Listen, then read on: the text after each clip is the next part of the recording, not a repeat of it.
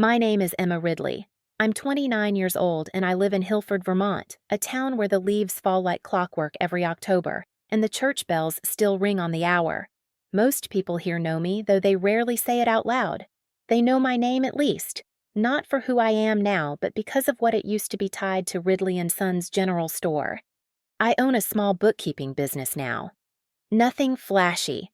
My office sits on the second floor of a red brick building on Pine Street, just above an old jewelry repair shop that never seems to close.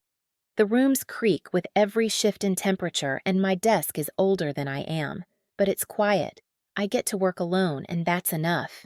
Most mornings I make the same pot of black coffee and sort receipts left in my client Dropbox overnight. I check deposits, reconcile accounts, and chase down missed invoices from landscaping crews, independent bakers, and part-time antique dealers who forget their ledgers. It's honest work, clean work. And for someone who spent the first half of her life keeping books, no one thanked her for it. Feels strangely liberating to do it for people who look you in the eye and say thank you. That morning, the one this story begins with, was no different. I had my coffee in one hand and a stack of paper invoices in the other.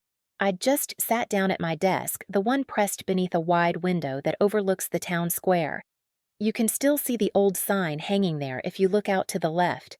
Ridley and Sons, EST 1912. The paint is faded now, but the letters are intact. Solid permanent. That sign used to mean something to me. It used to mean home. The heat in my office kicks in with a loud rattle around 8:00 a.m., just before the postman usually drops the morning mail into the brass slot at the door. Sure enough, I heard the soft thud of envelopes slipping onto the floor. I didn't rush to grab them. Most of my mail now is routine 1099's vendor forms, and the occasional thank you note from a client who just figured out how to use their chart of accounts. But that morning, nestled between the utility bill and a coupon for window repair, was something heavier. A cream-colored manila envelope embossed with the seal of the Hilford Business Heritage Council. It had my name on the front, Emma Ridley, printed formal. Not handwritten, not scrawled with some quick to whom it may concern. Just those two words, Emma Ridley. I set my coffee down and held the envelope without opening it right away. The seal looked expensive. I could feel the raised gold lettering with my thumb.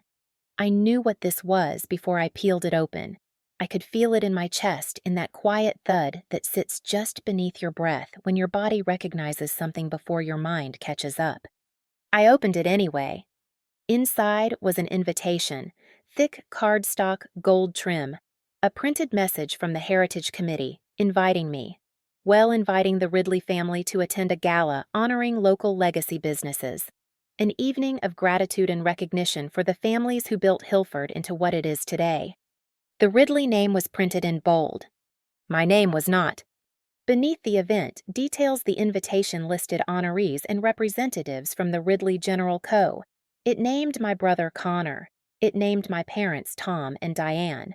It even listed Avery, my younger sister who moved to Chicago 5 years ago and hadn't set foot in that store since. My name wasn't missing by accident. I wasn't left out because they ran out of space. I was erased. The letter slipped slightly in my hand as my fingers went cold. I reread the first line, hoping it might look different the second time. It didn't. I sat down at my desk again slowly this time, like my legs had forgotten how to work on their own. The warmth from the old radiator pressed against the side of my chair, but it didn't reach my skin. I set the invitation beside the worn ledger. I keep on my desk, a habit I never broke. The cover is faded blue corners, frayed the inside pages filled with tidy handwriting, mine numbers from another life.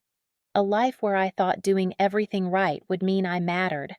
That store only survived because of the years I spent making sure the IRS didn't seize it, because I worked nights filing back taxes when the town's economy dipped, because I took over payroll when my father got sick, and everyone else was too busy to notice I never asked for applause, but I thought I'd at least be counted. Instead, they rewrote the story. I looked out the window again, back toward the sign. Ridley and Sons. Still there, still claiming roots in a history that doesn't belong to them alone. A part of me wanted to laugh, not because it was funny, but because it was so familiar. This wasn't new. It had just taken this long for it to land in print. For a moment, I thought about putting the invitation through the shredder. I thought about throwing it out with the rest of the envelopes brushing it off like it didn't mean anything. But I didn't. I placed it back in the manila envelope and slid it inside the bottom drawer of my desk next to a receipt from the year I bought the store out of bankruptcy with my savings. I stared at the drawer for a long time. That was the morning everything came back. Not just the memory of what they took, but the quiet realization that they'd never intended to give anything back. And that's when I knew this wasn't about legacy. It was about truth and whether I was ready to finally name it. I grew up inside the walls of Ridley and Sons. Some kids have backyards or tree houses. I had rows of canned beans price gun labels and a cash drawer that stuck if you pulled too hard. From the time I was tall enough to reach the counter, I understood the rhythm of the place. Mondays were inventory, Fridays were meat delivery, and Sundays after church, my father closed early to reconcile the drawer. That was the phrase he used. He never said close up. He said reconcile like it was a courtroom, not a family business. I was the eldest. That meant responsibility. At least in our house it did. My brother Connor came 4 years after me. Avery, the youngest, was born when I was 9. They were loud and playful and always pulled toward the edges of the business. Connor loved the storeroom. Avery wandered between customers, charming them for candy. I stayed behind the counter. My job was not to run, but to track. By 15, I was entering supplier invoices into a version of QuickBooks older than some of the cashiers. My father said I had a head for detail.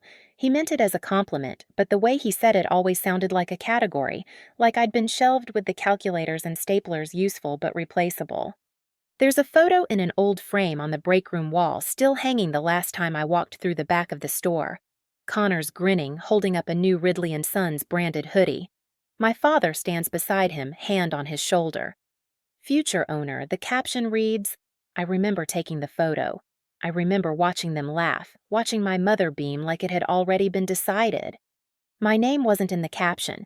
My name wasn't on the plaque either, the one my parents had made when the store passed its 75th anniversary.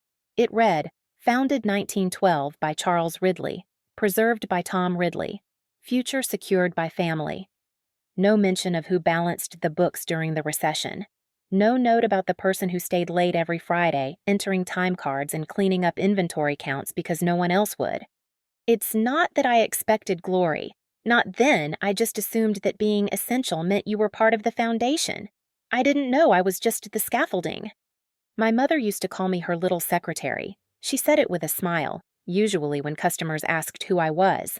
This one runs the back of house, she'd say, as if it were a joke, as if it were funny. How her teenage daughter knew how to file quarterly tax reports while other kids were at the movies. Sometimes she'd ruffle my hair or pat my arm. She keeps us all in line. She'd laugh, then she'd move on. No one ever paused long enough to ask if I wanted to be kept in that role. Connor was allowed to be curious. He went through a baseball phase, then a woodworking one. My parents funded each hobby like a little startup. Avery took art classes, dance, and eventually a photography course at the community center. At dinner, my father asked her about her projects offered to display her work in the front window. Let's show off our girl's eye, he said once. She beamed. I said nothing. When I was 16, I remember standing at the kitchen table late one night with a stack of receipts in front of me. The sales tax filings were due, and my father had left it to me as a learning experience. I worked through dinner, through my siblings' laughter in the next room, through my mother's quiet suggestion that I take a break, honey, but I knew what would happen if I did. The form wouldn't get filed, the penalty would arrive in the mail, and my father would sigh like the world had failed him. So I finished it, filed it before midnight. The next morning he glanced at the confirmation email and said, Good, that's off our plate. Then he turned to Connor and asked if he wanted to come help pick up lumber for the new shelves. That was the pattern. My effort made things easier for everyone, but it never earned more than a nod. The store calendar hung in the office above the phone line. My mother color-coded it blue for deliveries, red for staffing, green for special events. My initials were penciled in most days. ER I opened every Monday, closed every Saturday. Took on double shifts when someone called in sick. On Christmas Eve when the register crashed, it was me who stayed with the IT guy until it was fixed. My parents sent Avery home early that night with hot cocoa and hugs. I stayed until midnight. At church, people called Connor the Ridley boy and assumed he was next in line. No one said it out loud, but it was everywhere in the way. He got asked about business plans, about college, about where he saw himself in 10 years. Me. They asked if I was still helping out. Helping out like I was an intern in my own legacy. The first time I filed the business taxes on my own, I used a new software. I streamlined our inventory system, cut our payment errors by nearly 40%. My father said nothing, but he did brag to a supplier on the phone that we finally found a good firm to keep us organized. I was the firm, I'd just stopped correcting him by then. And so I stayed in the background because someone had to. Because if I stopped, the whole system would fall apart and I'd be blamed for walking away. It was easier to be reliable than to be resented. I don't think I understood back then that being needed isn't the same as being seen. It's quieter, and it disappears when someone else steps into the room with a louder story. Even now, when I think of those years, I don't feel rage, just a long, slow ache. Not for what I didn't get, but for how completely they assumed I wouldn't ask. I didn't. Not once I kept showing up. Until one day I stopped. By the time I was 19, my life no longer belonged to me. The summer I graduated high school, I was offered a scholarship to attend Champlain College, full tuition merit-based. I'd written the application essays in the back room of the store between inventory shifts. When the envelope came, I opened it quietly. Sitting at the old desk in my bedroom with the peeling white drawers, I didn't tell anyone right away. I thought I'd wait for the right moment after dinner maybe, or during one of those rare evenings when the house was calm and no one was fighting about receipts or overtime. That moment never came. The store had started slipping the year before. Our supplier costs went up. My father tried to expand the grocery section too quickly and the margins didn't hold. The back taxes ones we hadn't paid when sales dropped began piling up with interest. He kept saying it'll bounce back, but the register drawers were coming up short more often than not. Then one day his blood pressure spiked and he collapsed on the warehouse floor. My mother called me at work. I was interning at a local bank that summer, finally earning more than minimum wage. "Emma," she said, her voice thin with panic. "I need you to come in.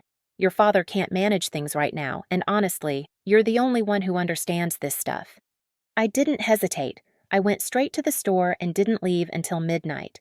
That night, I pulled out the checkbook from beneath the counter and went through every outstanding payment: payroll taxes, vendor accounts, insurance. The numbers didn't lie. We were sinking.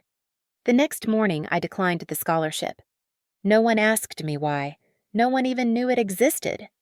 I told myself it was temporary, that I'd stay for a year, help them get their footing, then leave. But a year turned into 2, then 3. I stopped measuring time in months and started measuring it in fiscal quarters. At 20, I filed our overdue sales tax reports and negotiated a payment plan with the state. At 21, I helped my mother renegotiate the lease with the property owner, shaving just enough off to buy us another 6 months. I worked 70-hour weeks and slept on a cot in the back office more times than I can count.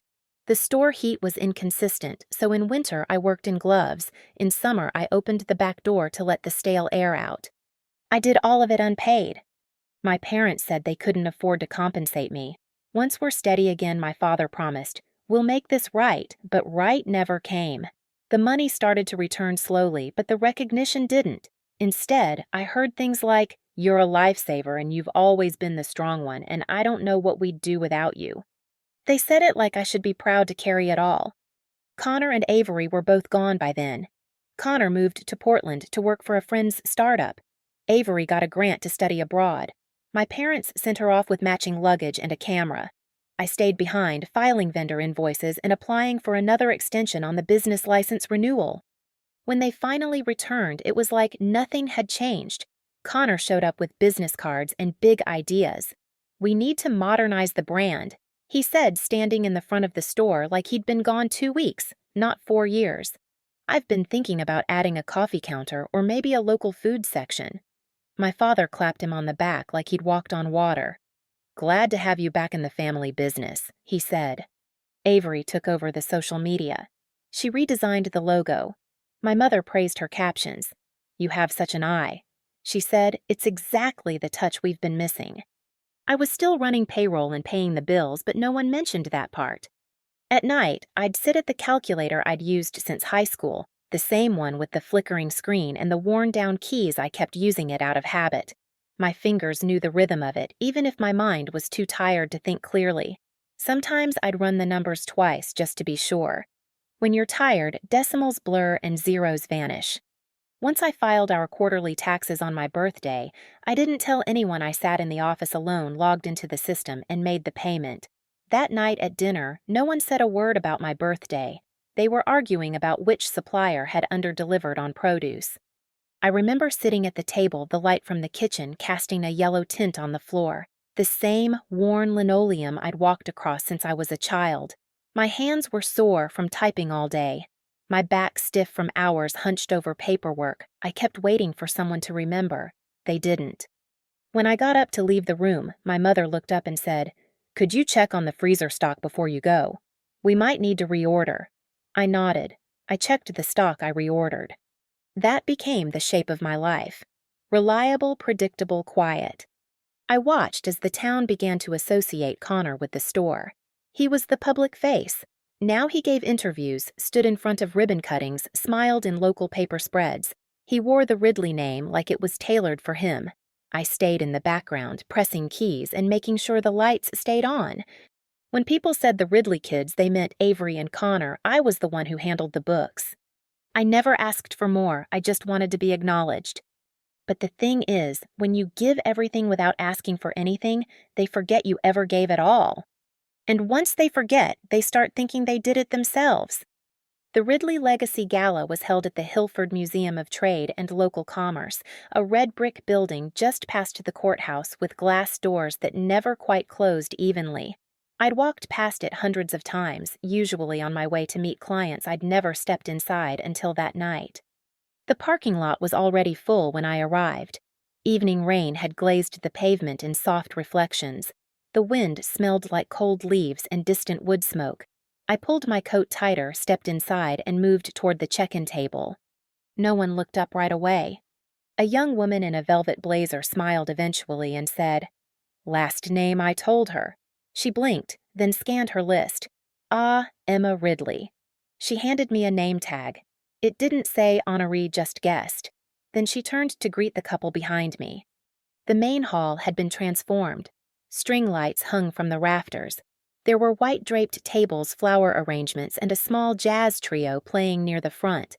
I stood near the back wall, watching people circulate. Laughter echoed against the high ceilings, the kind that's just slightly too loud. It was the sound of people being seen. At the center of the room, a large screen displayed looping images of Ridley and Sons, the storefront lit by sunrise rows of hand-labeled jars. A young Connor helping a customer photo after photo clicked past each one framed in warmth and memory. My parents were there too, my father at the register, my mother arranging displays. I wasn't in a single frame.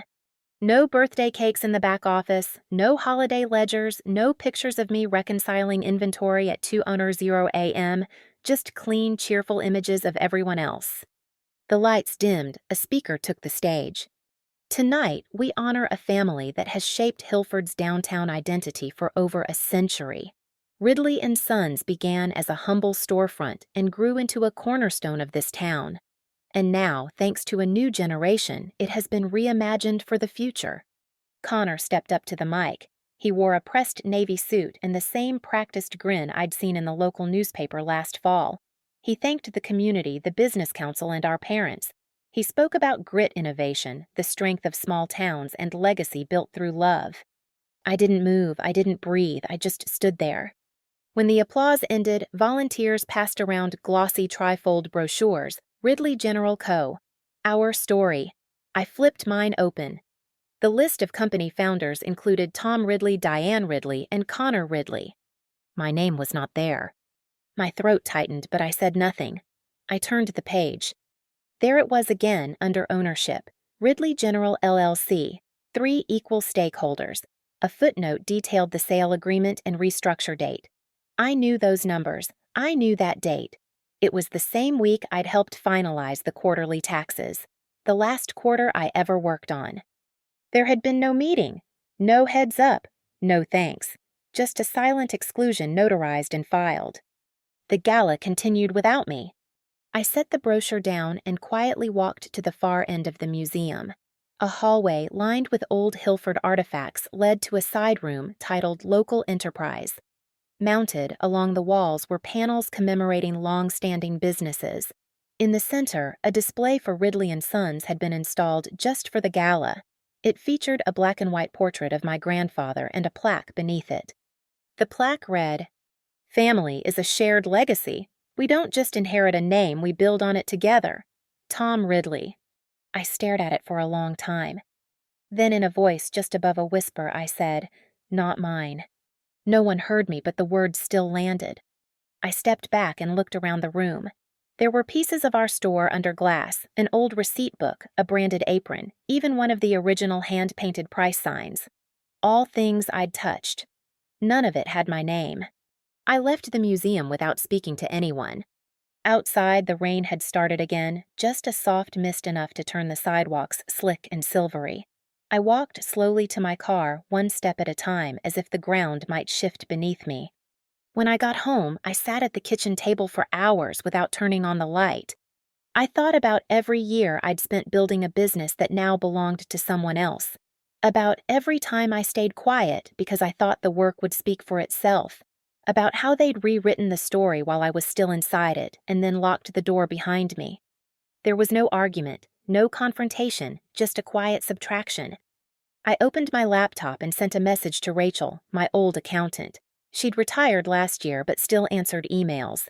The subject line was simple, question about Ridley sale docs. I asked if she'd ever seen a final version with my name on it. I asked gently, not with expectation, just a quiet need to know. She replied before midnight. Her message was short. "Emma, I've just reviewed the records. You're not a stakeholder in the final agreement. The documents were updated before the transaction closed. I'm sorry, I assumed you'd been consulted." I sat back in the chair, the screen glowing soft blue in the dark. That was the moment it stopped being confusion. It became clarity. They didn't forget me.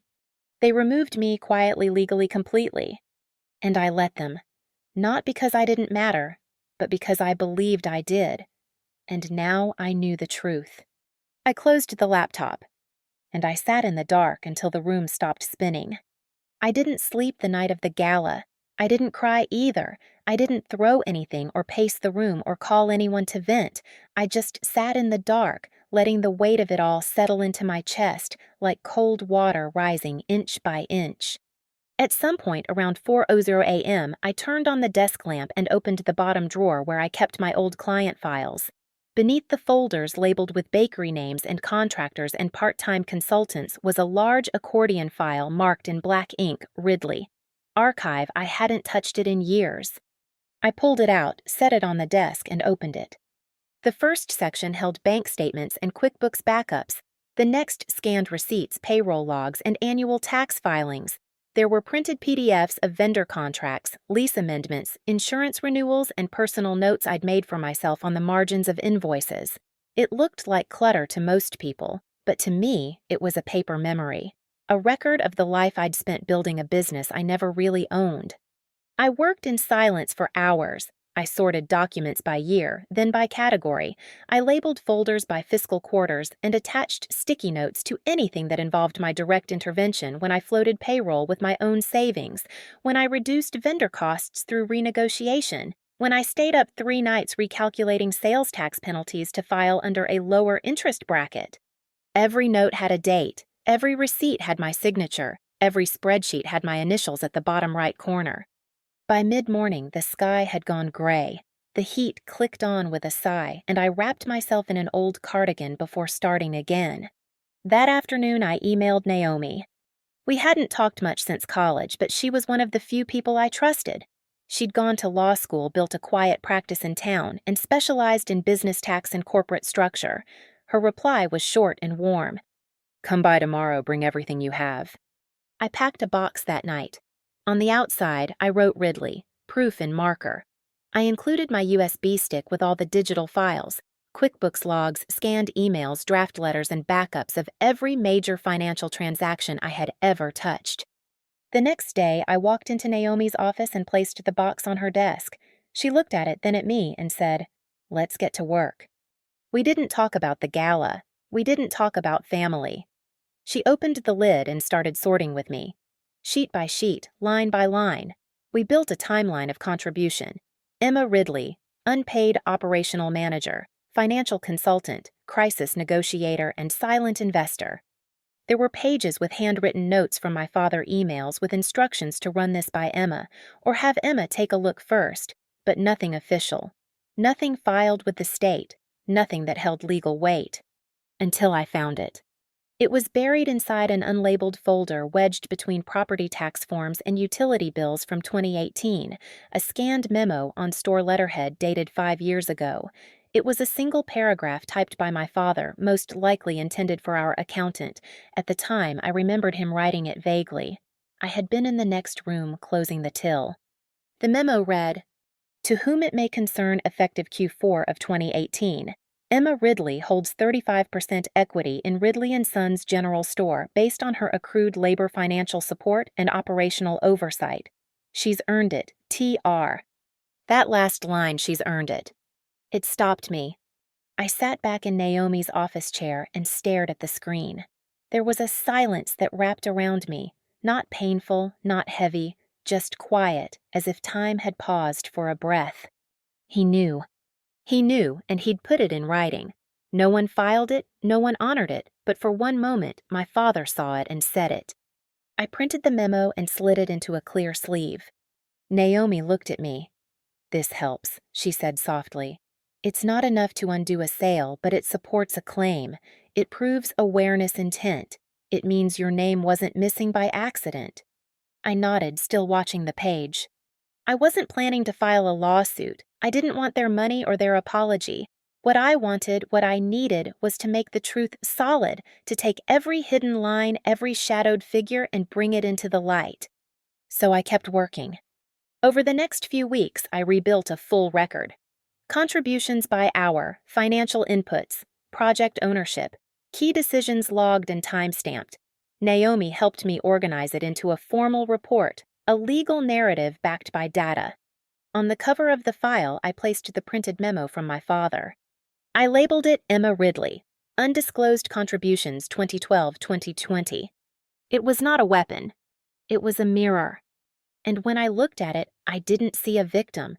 I didn't see someone begging to be acknowledged. I saw a woman who had kept things standing, who had done the work, who had receipts. Late one night, I slid the report and all the supporting files onto a new USB drive. I labeled it Ridley, final copy. I placed it in a small envelope and wrote my own name on the front. Not to mail, just to see it there. Then I placed it in my drawer beside the old checkbook and calculator with the flickering screen. Not because I needed it close, but because I finally knew that the story wasn't gone. It had just been written in invisible ink. Now I had the means to read it back, and this time I wasn't handing the pen to anyone else. It was a Thursday evening when I walked back into town hall. The Hilford Historical Society was hosting a small event, a recognition night for the town's oldest family-run businesses, the kind of gathering that earned a few polite claps, maybe a front-page photo in the local newsletter. Nothing fancy, nothing loud, just exactly the kind of room my family liked. I wore a plain navy coat and low-heeled shoes that wouldn't echo too loudly across the hardwood floors. The cold had settled in early that year. The sky outside was slate gray, and rain had passed through only hours before leaving behind a damp film on every sidewalk and windowsill. I walked carefully, not just for balance, but for control. Inside, the lights were warm. Candles flickered along the entry table, and platters of crackers and cheese had already been set out near the rear wall. No one looked up when I entered. I didn't expect them to. In my bag were 2 identical manila envelopes. Each one held a printed memo with my father's signature tax filings from 2012 to 2020, copies of sales ledgers, payroll logs, and a detailed statement Naomi had helped prepare outlining my unpaid labor financial contributions and the absence of formal equity documentation. At the top of the packet, I'd included a letter. To whom it may concern. This is not an accusation. It is a record. The following pages detail contributions made by Emma Ridley to the operation preservation and profitability of Ridley & Sons, General Store prior to its transfer and restructure. These contributions were never formally acknowledged, though they were documented internally and corroborated by witness and memo. This is not a demand for reversal, it is a request for recognition. I had signed it with my full name, neatly typed no embellishments. I walked past the refreshment table and spotted the two people I needed. First, I approached a reporter from the Hilford Chronicle, Nancy Monroe, late 40s, observant eyes, always the first to arrive and the last to leave. She was setting up her notepad near the front row of folding chairs. I stepped beside her and quietly held out the envelope. She looked up puzzled at first. Then she read the name on the label. For the record, Ridley Contributions. Emma Ridley. Her brows lifted slightly, but she didn't ask anything. She nodded, slipped the envelope into her bag, and gave me the smallest, most respectful smile I'd seen in years. Next, I crossed the room to where the city's compliance officer, James Keller, was talking with a local grocer about tax changes. I waited until their conversation dipped, then gently handed over the second packet. His reaction was more procedural. He turned it over, checked the front, and asked, "Do you want this logged officially?" "Yes," I said, "file it as a public record. No immediate action needed." "Understood." I didn't stay for the speeches. I didn't watch the slideshow. I walked out before the lights dimmed and before my brother could take another podium stage. Outside, the air was cold, but still. The pavement was slick with leftover rain, and every footstep echoed like it had meaning. I walked 3 blocks in silence, then turned onto Sycamore Street where the lights were always a little dimmer and the sidewalk leaned unevenly. Halfway down the block, I stopped beneath an old street lamp and looked up. The clouds had cleared just enough for a glimpse of stars behind them. My breath fogged in the air. And I said softly, "It's enough now. Not everything. Maybe. Not justice, not repair. But enough for me to move forward without pretending anymore." By Monday morning, the front page of the Hilford Chronicle carried the headline, "Who Really Saved Ridley & Sons?" The article didn't accuse. It revealed dates, records, contributions. The memo signed by my father, quotes from Naomi confirming the file's authenticity. A closing paragraph that read Emma Ridley's name may not appear on the new storefront, but her imprint is in every column of the store's balance sheets from the last decade. I clipped the article and pinned it to my fridge. Not because I needed proof for myself anymore. Because one day when someone else walked into my home and asked about that name, I wanted them to know it meant something, that even if history was rewritten, the footnotes still had power. My phone rang that afternoon. I let it go to voicemail. Connor's voice measured careful I read the piece. "If you want to talk. If you want to explain, maybe we could clear things up." I didn't call back. The next message was from my mother. "We didn't realize you felt so left out. You should have said something. This didn't need to be made public." I listened once, then deleted it. This wasn't public for drama, it was public for correction. In small towns like ours, silence protects comfort. But sometimes the truth belongs in the open air, not whispered in kitchens or buried under paperwork.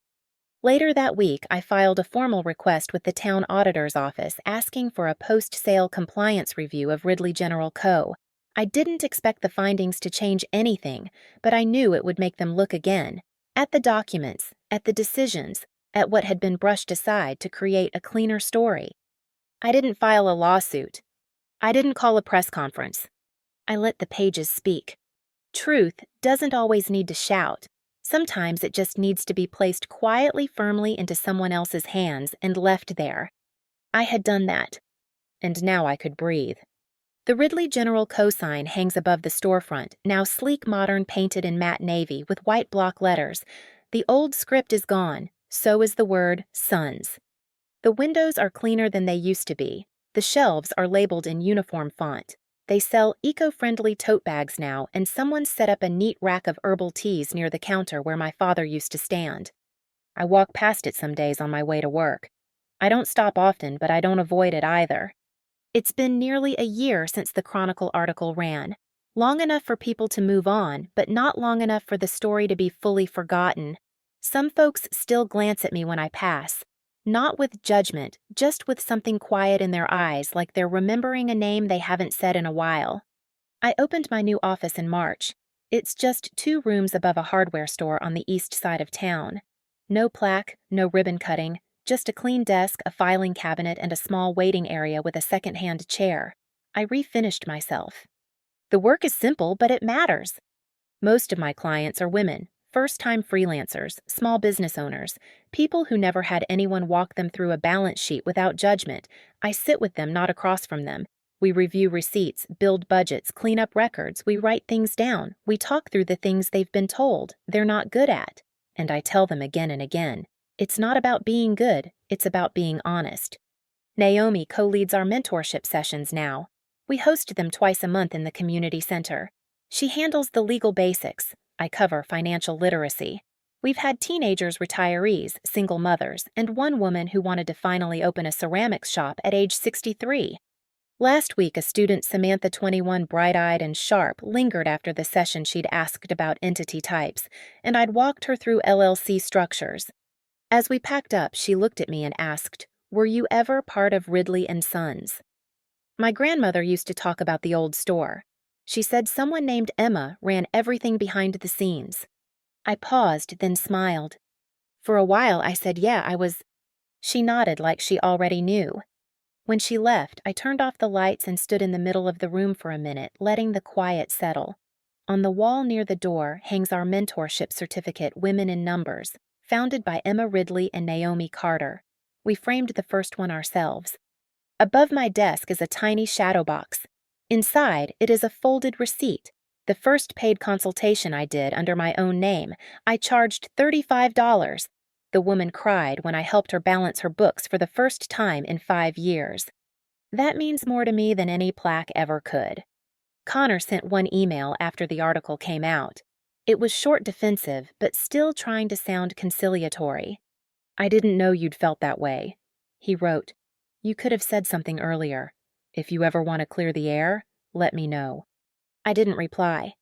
I didn't delete it either. I just archived it like you do with old contracts you no longer need but aren't ready to throw out. My parents haven't called. I don't expect them to. The last time I wore the scarf my mother gave me, soft blue embroidered at the edge, I folded it neatly afterward and placed it in a drawer I rarely open now. The silence used to sting. Now it just is. Some days I close the office early. Like today, it's late November and the first real snow is falling in lazy spirals outside the window. I pull on my coat wrap, a plain gray scarf around my neck, and walk toward the square. The sidewalks are dusted with powder. The sky is soft with light.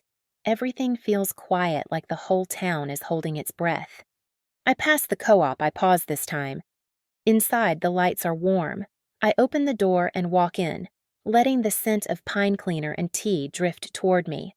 I move to the shelf near the back where they keep the herbal blends. I pick up a tin chamomile, same brand we used to stock years ago, and carry it to the register. The cashier smiles, polite but unfamiliar. "That'll be $4.85. I pay.